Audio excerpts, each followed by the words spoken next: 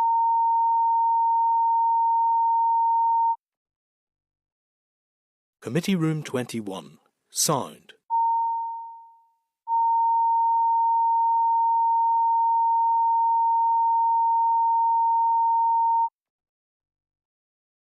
Committee Room 21. Sound.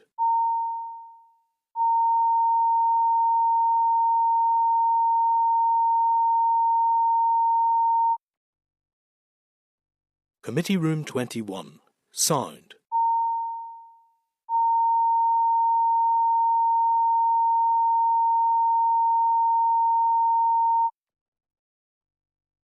Committee Room 21.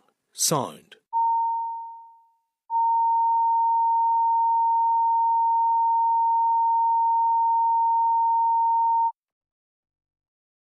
Committee Room 21. Sound.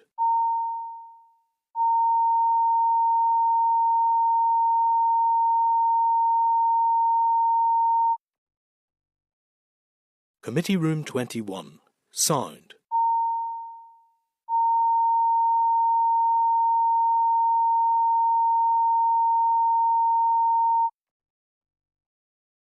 Committee Room 21. Sound. Committee Room 21. Sound. Committee Room 21. Sound.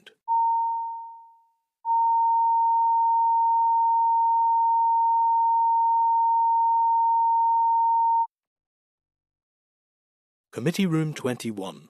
Sound.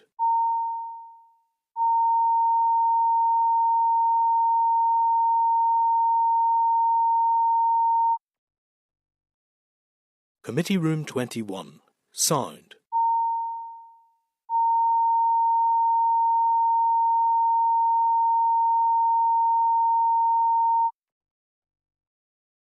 Committee Room 21. Sound.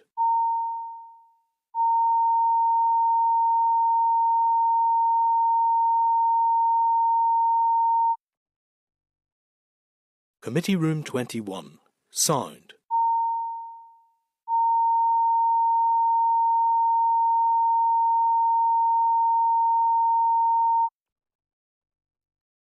Committee Room 21. Sound.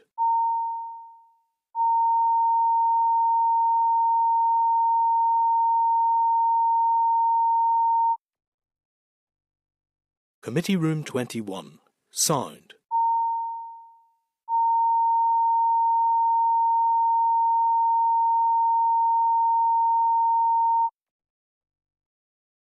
Committee Room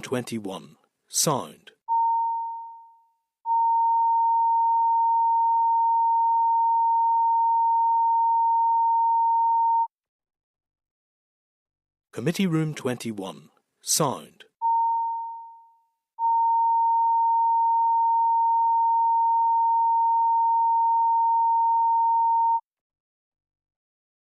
Committee Room 21.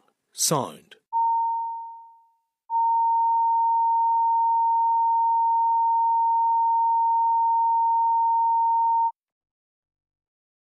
Committee Room 21. Sound.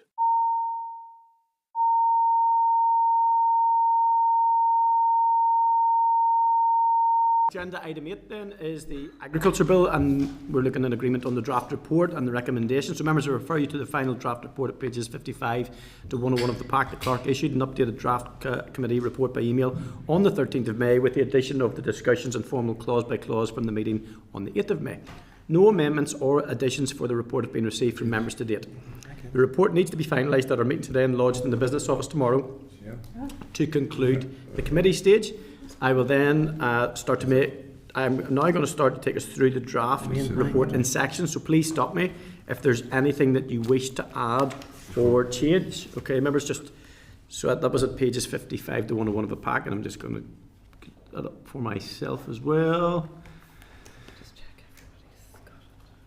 Yeah, and if you can confirm that you've got it in front of you there, I'd really appreciate that. Just if anybody can indicate if there are any difficulties accessing it. Everybody content? Okay, the first thing that we're going to look at is the powers and membership section. That begins on page 57, I believe. Yes. Okay, members, are members content with powers of membership on the report? Yeah, okay. Thank you. The next section we're going to look at is list of abbreviations and acronyms used in the report. Begins on page 58 and stays on page 58. Agreed. Okay, great. Thank you. Now we have the executive summary, which is paragraphs 1 to 20. That begins on page 59.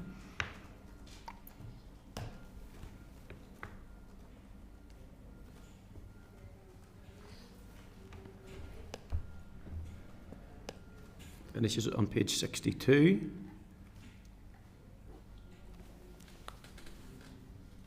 Your members agreed? Members content? Yep. Any member wants, just say if they need another minute or two just to clarify anything, just please do bite in and tell me just to hold fire. I'm quite content with that. Then we're looking at the introduction, paragraphs 21 to 56. That starts on page 63.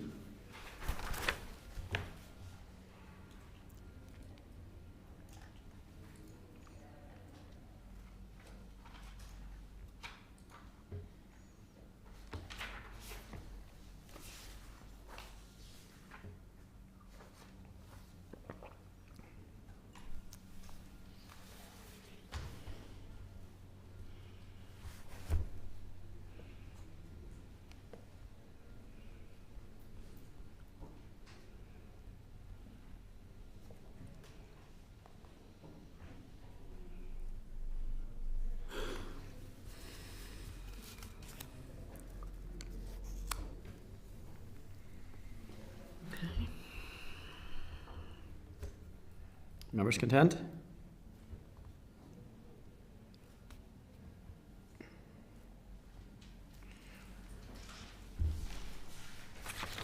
Yep.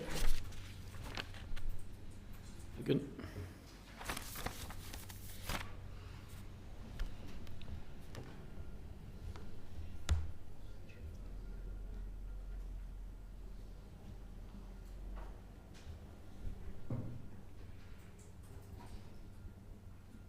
In relation to paragraph 30, it said it was then around 5 months before the bill. Can we not be more specific? Yeah, can change that. Mm-hmm. No problem.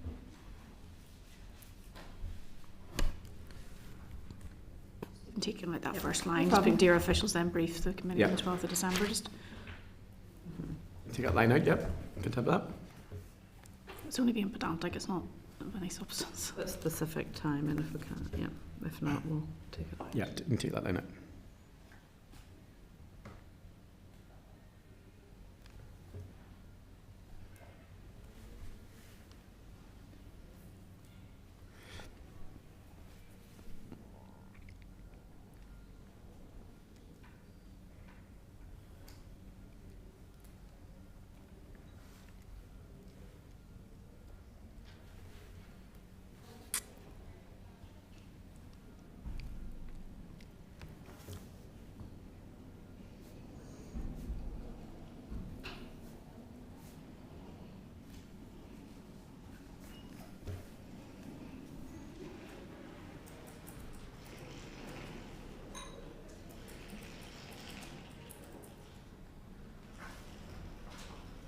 Members content with that one? Introductions, paragraphs 21 to 56.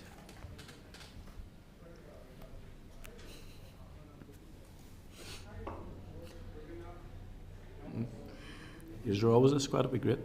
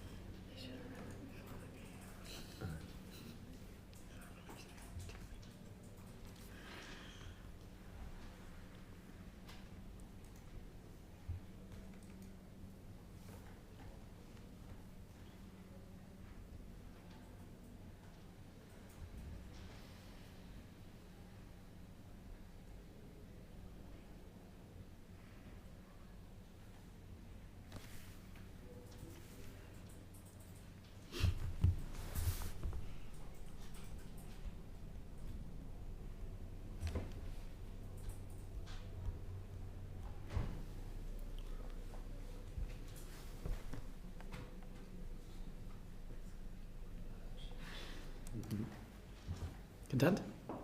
Yep. Anybody not content to move on to the next one? Nope. Okay, thank you. Okay, context and overview of the bill, paragraphs 57 to 96. That starts on page 70 of your papers.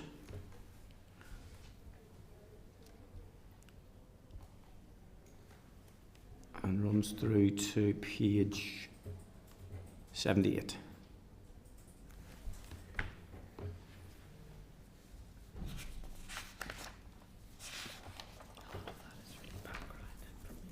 Yeah. That's all discoverable. That's all discoverable information, yeah.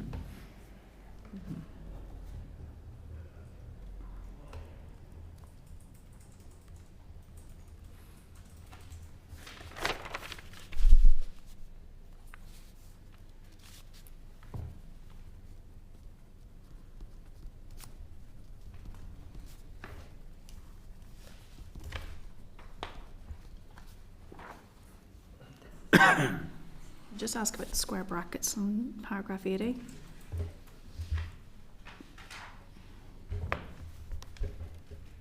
Whether that's a permanent feature within the report.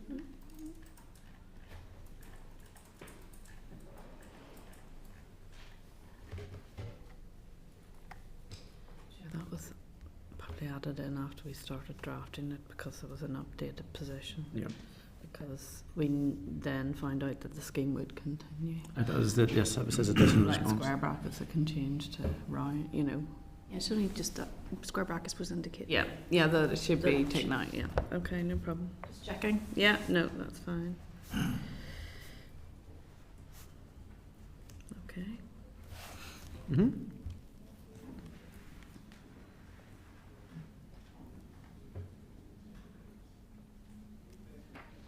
Just the continuation of that sentence obviously needs to be changed. Just the rules and regulations would need to be kept under regular review, but I'm assuming that you'll do a typo Yeah, we will, yeah. check before it's submitted. So.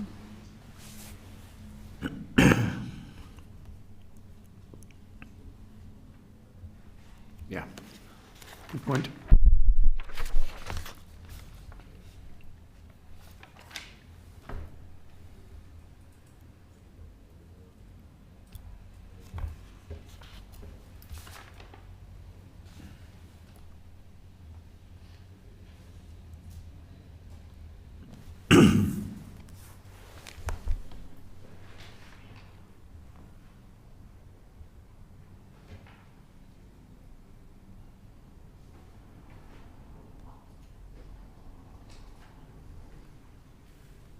Chair, there's a small typo in 95 where there's a hyphen before the word specific. Yep. Yep. Yep. Very good job.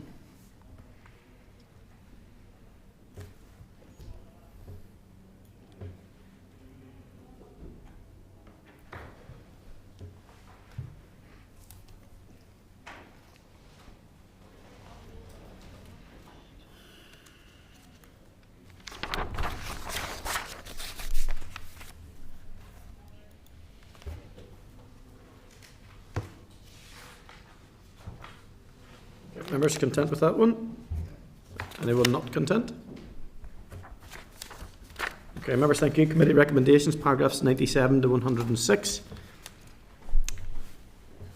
Starting on page 78 and running through to page 80.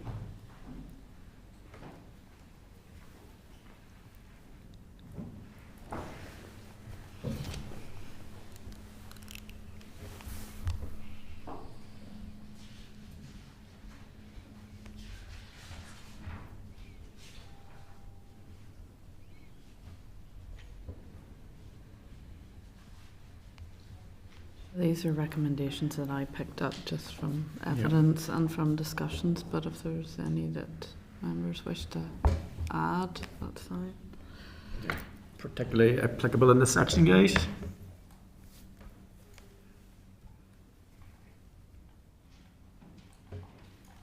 In relation to recommendation 106, throughout it's mentioned just the committee and it hasn't identified members.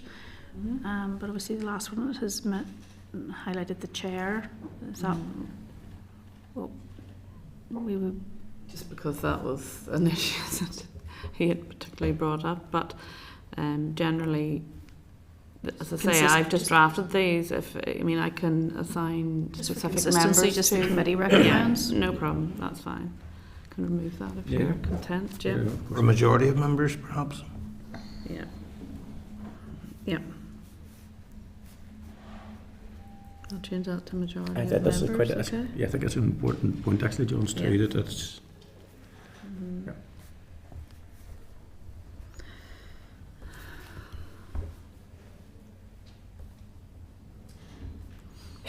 these are the sort of recommendations. So the committee they don't. I tend to use the word the committee unless any members particularly against any of the recommendations. Yep. So. We need to take a vote on the thing. So it's a committee. No, it's not. It's not the same as the later paragraphs on the clauses where it is more where you get that detailed. That people's views are. Yeah. Okay, guys. Consideration of the bill. Sorry. Is there any other points they want to pick up on the committee recommendations? Okay.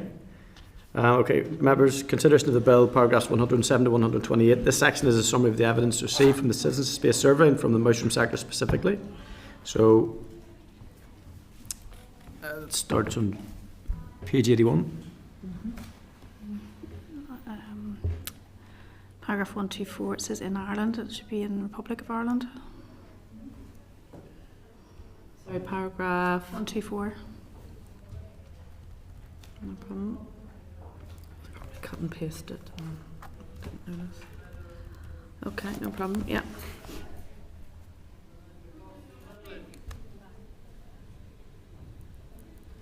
I've even seen that. 124. Is it 124, Michelle? It is. Oh, there. Yes. Yeah. Right at the start of the sentence. I couldn't see it. Right at the start of the sentence. Thank you.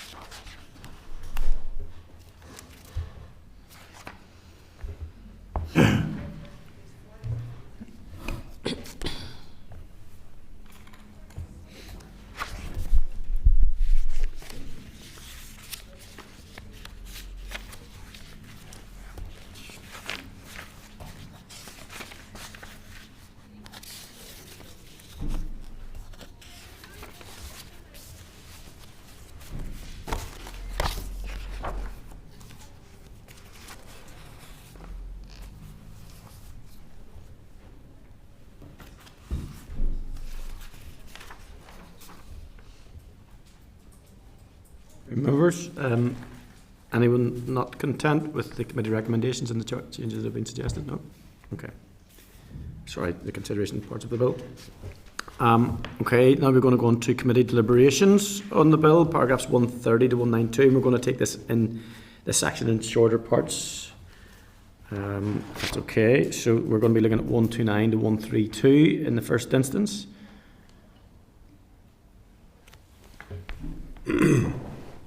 Paragraphs, Chair, for the introduction. 129 to 132. 129 to 132, yeah, it's just 4 paragraphs there on page 86. Page. It's pretty much a factual sort of a piece.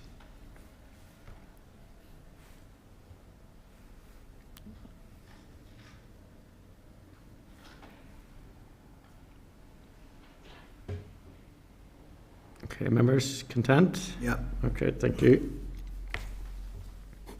Okay, we're going to look at the delegated powers, which is 3 paragraphs, 133 to 136. This is a summary of the advice from the SR. Yeah, we can change. Yes, our advice. Just this is more grammar and that type of stuff. Just The Henry VIII stuff was the stuff that we discussed right at the start. Get our head around again. Chair, as the ESR is privileged legal advice, I can only put in a very high level summary. Okay. So. Yeah, that's okay. Members content? Yep. Okay, continuing on page 33 then is clause 1, aid in the fruit and vegetable sector, amendment of the CMO regulations. We're looking at 137 through to 160. Yeah, 138. The line where it says officials replied that by the scheme is available, so it'd be that while the scheme. Thanks.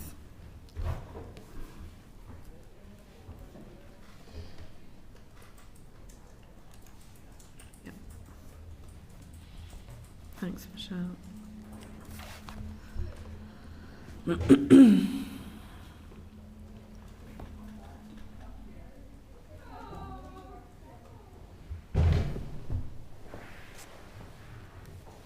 We just actually officials replied that, and then just take out by. Yes, I'll just take it out. Yeah.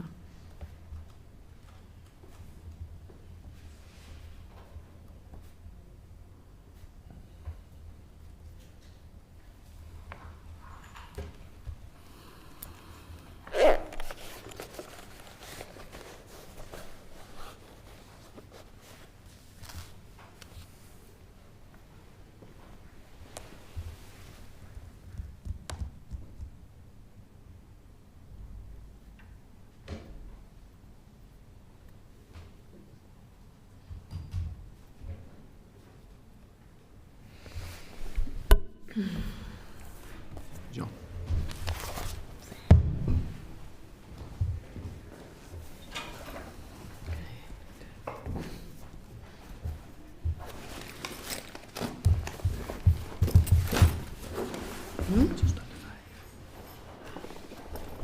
Yeah. We need to wrap all of this really. This first one, this main one, the rest everybody agreed. Let's see. So we can just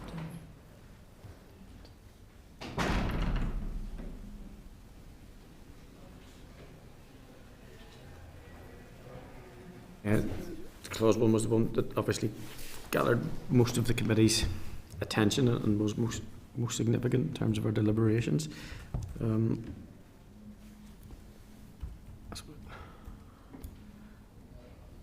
Members, anything else they want to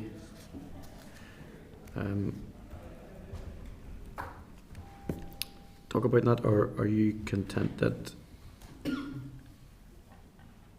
the section's okay? Yep. Okay, thank you, members. Clause 2, aid in the fruit and vegetable sector, part of modified paragraphs 161 to 170. It starts on page 37 and runs through to page 39. So.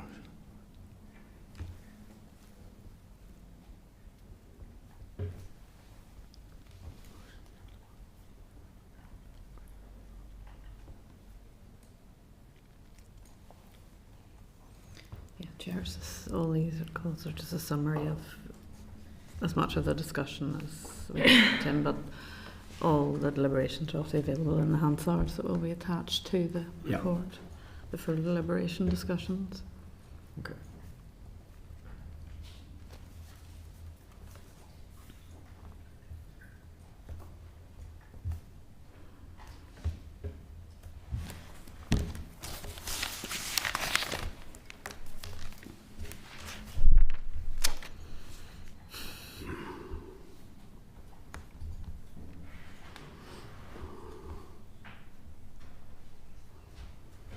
A spelling mistake in 170.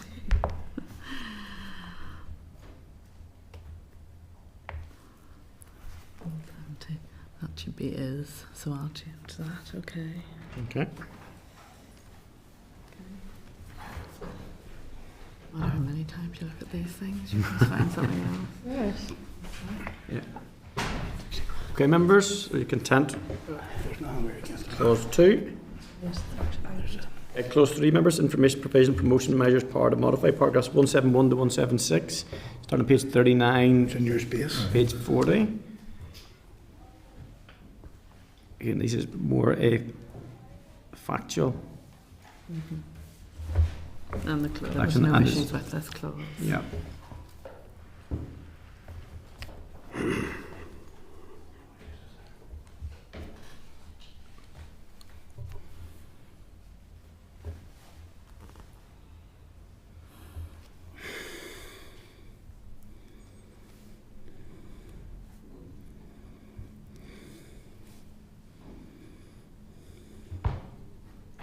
Any issues with that clause 3, guys?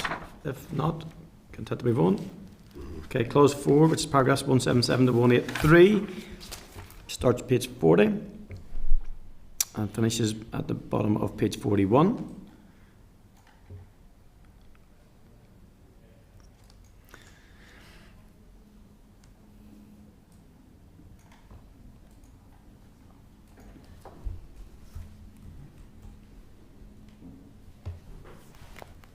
There's a clause that was supported by all respondents in the call for evidence. And the committee, yeah. And the committee. Yep. We will do a final, team will do a final spell Okay. through it anyway. So. Thank you, Clerk. Okay, any issues you want to raise with the regulations, clause 4, paragraphs 177, 183? No, okay, thank you, members. We're going to look at the interpretation, clause 5, paragraphs 184 to 191. Page 42 to the top of page 43.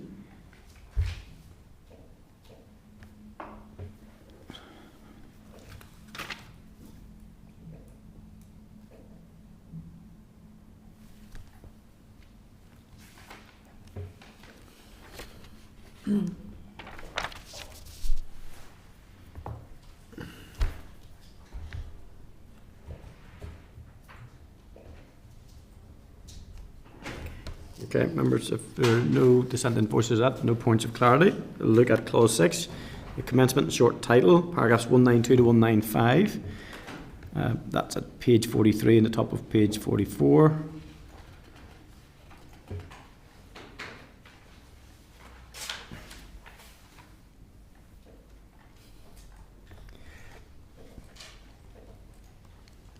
That's a fairly easy read through, that one.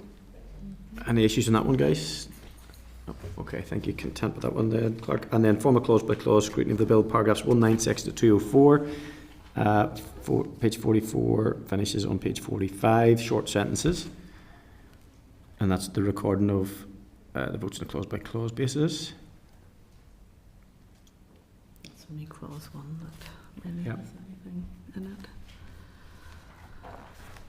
Sorry, could you just say at the end and that concludes the committee stage? Okay. And then the list of appendices, which was already boxed off. Any issues with the clause by clause scrutiny of the bill section of the report? No? Okay, members, thank you very much. That concludes the committee's deliberations and recording of information in regards to the report on the bill. So thank you for your time. Clerk. Chair, as a committee content that I make those minor amendments and we just send it on to the business office. Content, members? Yep. Thank you very much. Okay, thank you. Okay, members, thank you for your indulgence. We're now going to look at agenda item 9, which is the SL1, the Scallop Enhancement Sites Prohibited Methods of Fishing Amendment Regulations, Northern Ireland 2025.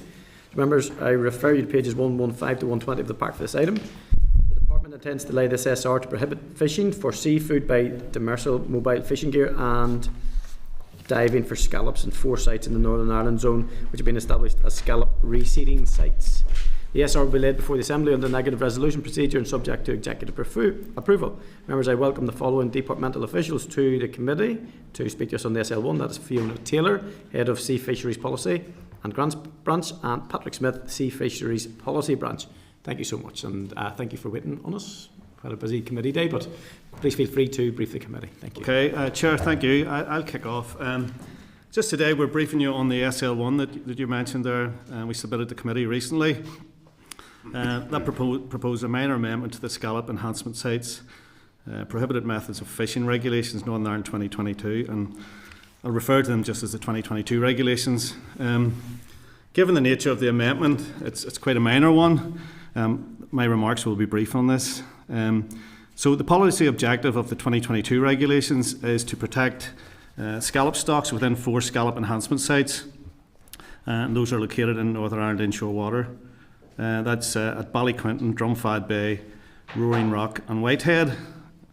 And just a bit of context to this, when drafting the 2022 regulations, it was considered that fishing with demersal mobile gear, that's gear that's towed along the seabed, and diving for scallops were the only methods used to fish for scallops in our waters. And hence then the methods were prohibited at the aforementioned sites in the 2022 regs. Fishing for crabs and lobsters using pots or creels is still allowed in those sites. Just recently, a new method of fishing using pots equipped with LED lights designed to attract and capture scallops has been introduced to the market. And the amendment outlined in the SL1 that we submitted is a minor one to the 2022 regulations, and the intention was to add those pots with lights to the prohibited fishing methods. Just after consulting with the Departmental Solicitor's Office, the wording of the draft amendment in the statutory rule, which I think was included in your packs, will prohibit fishing for scallops by all means within the 4 sites, rather than prohibiting any specific method of fishing for scallops. So this amendment doesn't alter the original policy objective in the 2022 regulations, and that policy is to prohibit scallop fishing in scallop enhancement sites. Chair, we're just happy to pause there if you're okay with that. Take any questions. Only all the Minister's SL1s were so straightforward. Okay. Yeah, so as you've already outlined, the methods of catching scallops are becoming more innovative, and it's an interesting technology, I'm sure. So will this future-proof the regulations, do you think, in regard to any further developments of new methods? And is that the intention to future-proof this so that we don't need to in return, so it covers all bases really in terms of catching the scallops?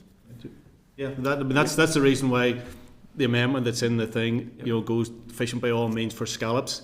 Rather than, as you say, future-proof it, we're just going to every time seek an amendment to add in a new innovative method of fishing for scallops. We don't know what they might be, but certainly this is one that's on the market now. So, just a brief for me in terms of those 4 sites that are protected. Is there an issue then with scallop numbers, or is it to do with the topography of the?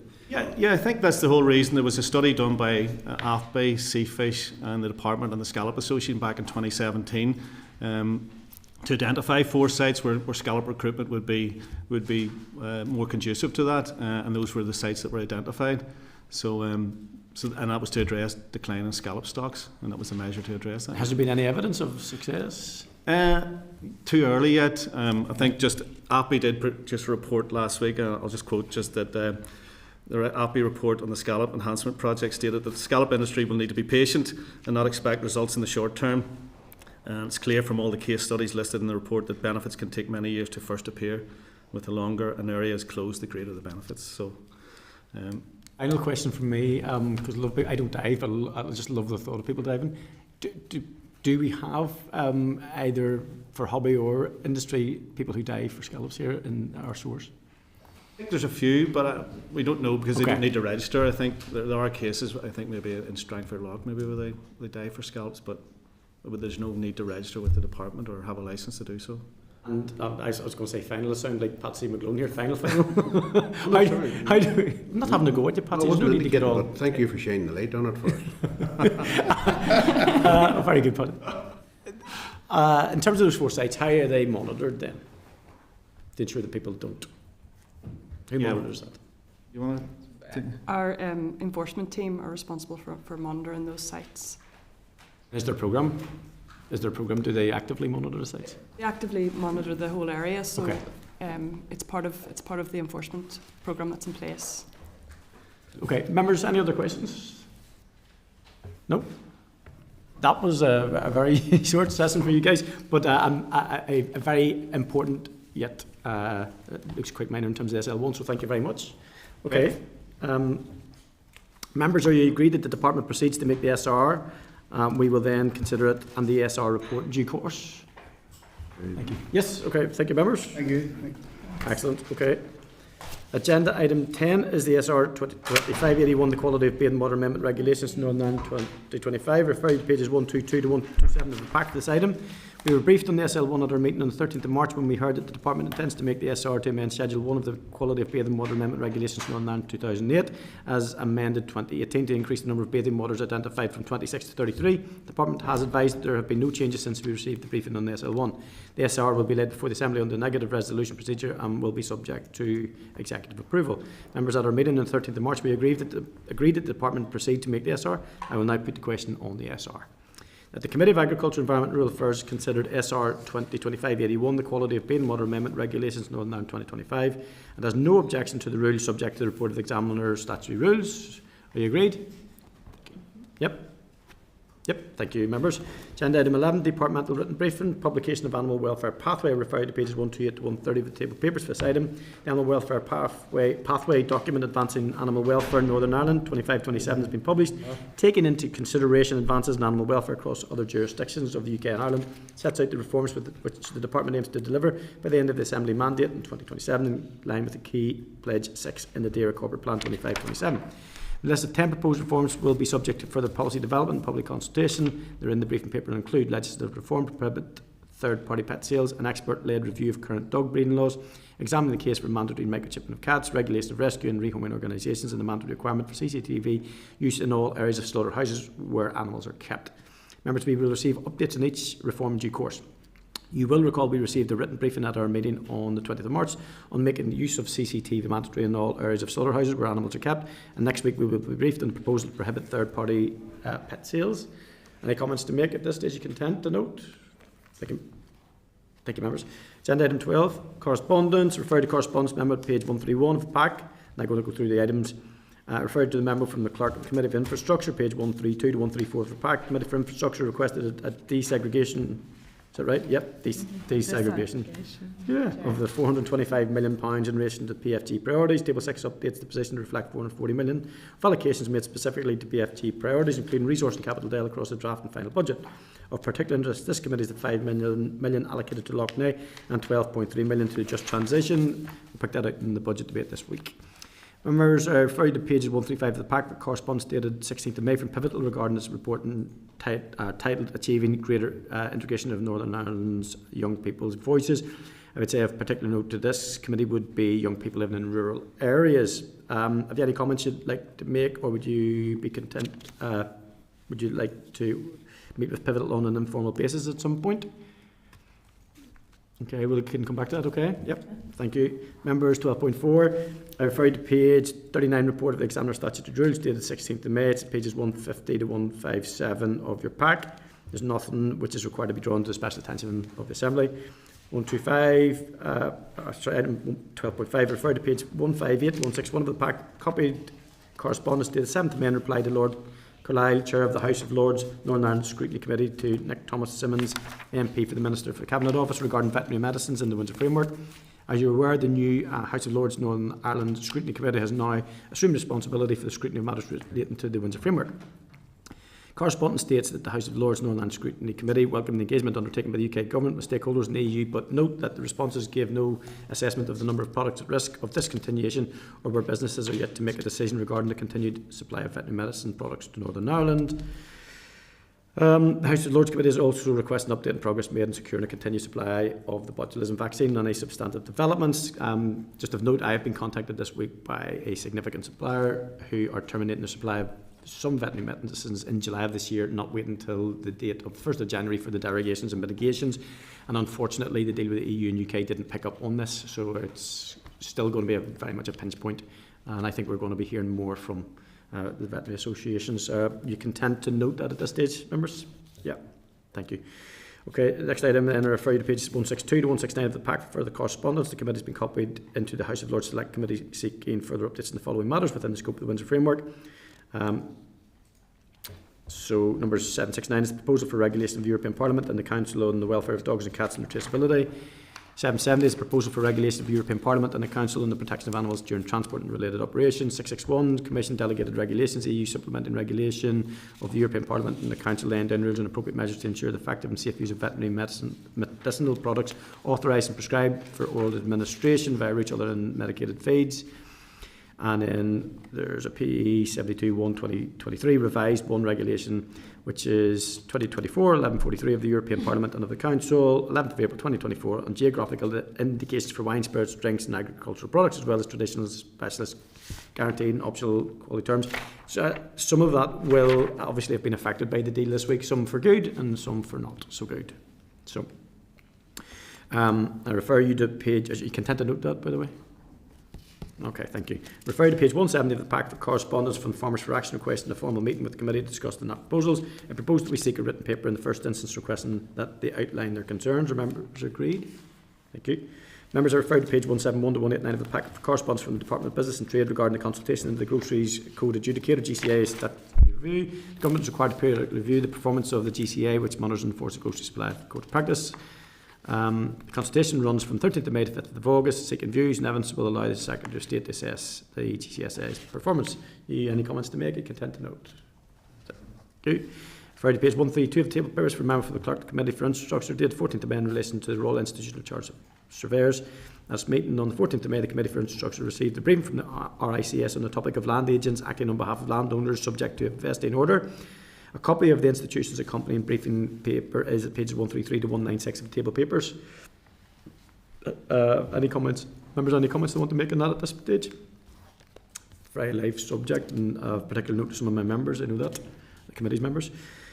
Okay, we've provisionally booked the Senate for Tuesday the 3rd of June for a concurrent meeting with the Infrastructure Committee regarding an update on the issues on the A5 farmland and replacement farm dwellings. The Infrastructure Clerk has been made aware of the date. The Clerk has spoken to EFU and they are pursuing solutions for farmers in a number of matters and would welcome the opportunity to update the Committee on these.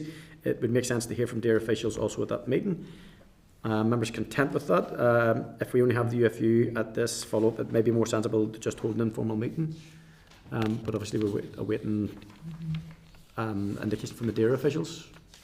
Content with that? Is there a discussion around timing of that? Will it be early morning before plenary? Chair, sorry. The Senate's booked. What time? It's booked, it's sort of block booked. It's Block booked all for day? the morning. Well, I wrote down a bit more. Yeah, I would hope we could have it early.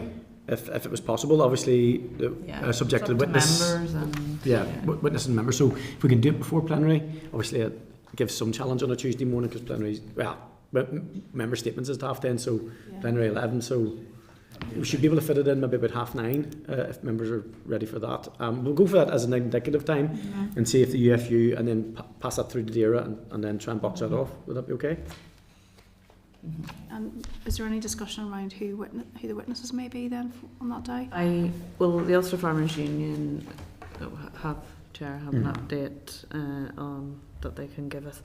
I have alerted the DALO that we would be looking for maybe some DARE officials as well, but I mean we haven't. I think it just might be helpful if we could actually have someone who's maybe affected by some of the issues and maybe a land agent there as well, just to give a different perspective on it as opposed to just the UFO. I can contact the Ulster Farmers Union and ask if they can identify someone and they could bring their maybe land agent that they're working with or something. I don't know. Well, there'd be a variety of land agents, but it would just be useful maybe just to get sort of a live example.